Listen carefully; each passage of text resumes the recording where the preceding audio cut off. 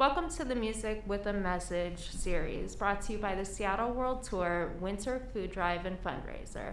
I'm Taylor Hart from Respect My Region, and I'm here with Sendai Era to talk to them about how they've been coping with COVID.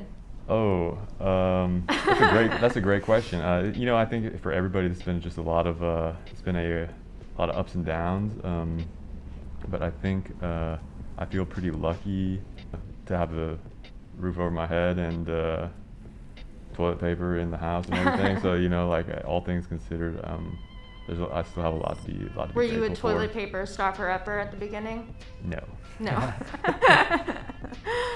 So have you guys been feeling like creatively blocked? Have you guys been feeling like a surge of creativity because of this year? How has that process been for you guys? Yeah, I think for me, I also work at a school, so I think like the shift was pretty intense in trying to support the communities that I'm a part of with students. As far as creativity, I think once that hit, I wasn't really writing much at all. I kind of switched to supporting like local organizations and like documenting stuff, doing some video work, which has been a lot of fun. But as far as writing and creating music, I haven't done as much. Yeah. More focusing on helping out the community out here during a pandemic. But I know both of you guys have released something over the summer, and I know that recently Mike, you've released a couple of things just this past week that you worked on. Right. Yeah. I work with a lot of artists mixing, so I've noticed that I think at least the artists I've been working with, there's been a huge volume of people making new songs, new music coming out, and I can't help but think that quarantine was sort of inspiration for a lot of artists in some contexts.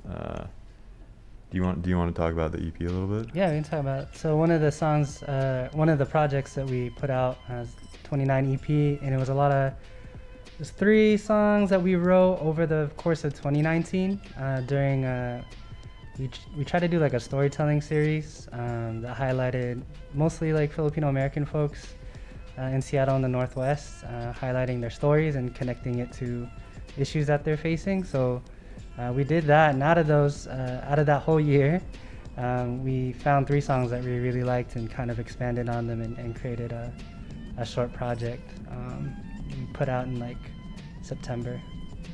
Fantastic. And then I know that you've been mixing with people. Have you had them in studio, or have you been doing virtual kind of work through on Zoom, as with everybody has been kind of doing this year? Yep. I closed the recording studio to in-person sessions in mid-March. I think a week before everything actually shut down, I stopped taking sessions, and then I reopened again for in-person appointments towards the end of June, and I just wiped everything down. Everybody wears a mask, and try to keep it safe. Try to keep the music coming out though too. Rad. So you had mentioned the series that you guys have done, and here in Seattle, we definitely see a lot more of the people of color being affected by homelessness, and a lot of not a lot of resources. And you mentioned how you help in your community as well. Is there any particular things that you guys have been maybe thinking about that could be done, or any steps that you guys think that need to be done in order to help our community get people into houses and get people set on the right path to be able to take care of themselves? Yeah, I think I'm thinking about why it was hard for me to kind of answer like how coping with COVID has been, and the question about like what to do. I think with the storytelling series, is the one thing we learned is let's listen to what's being asked. Let's listen to what the demands are. And I think this whole year has shown like things are messed up. Things are not cool right now. People are getting killed. Lives are on the line every day. And so I think of all the Black organizers and activists across the country asking like, where is our money going? Is it going towards supporting lives, or is it going to taking lives away? And I don't know. and then when I hear listening, it's like, let's reprioritize, like the call to defund police. I'm also thinking about the Philippines at this time, like as straight up fascism is growing here in the U.S., it's also happening in the Philippines, and thinking of like how our money affects other places.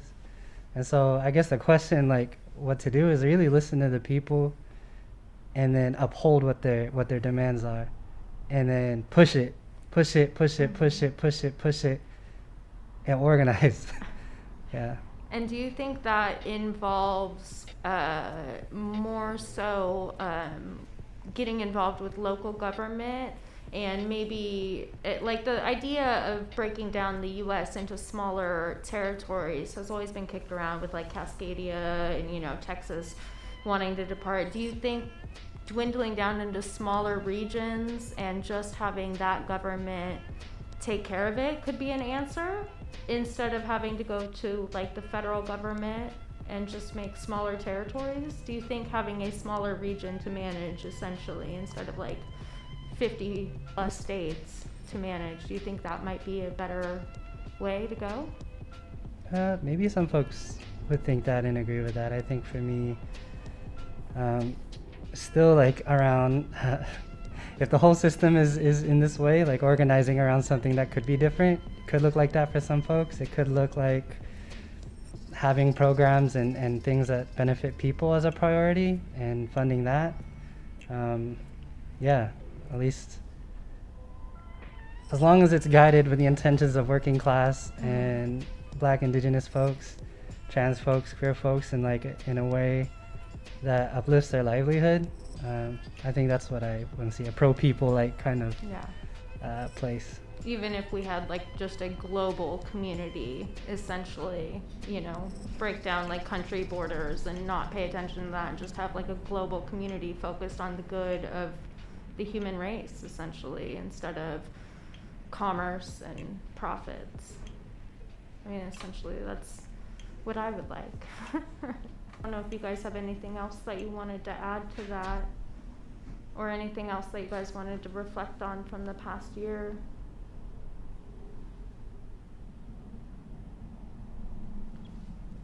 Just gonna keep creating, I guess. Keep making creating. music. Yep. Yeah. One foot in front of the other. It's getting pretty chaotic out there, and you just got to keep on walking forward, one step at a time. Absolutely.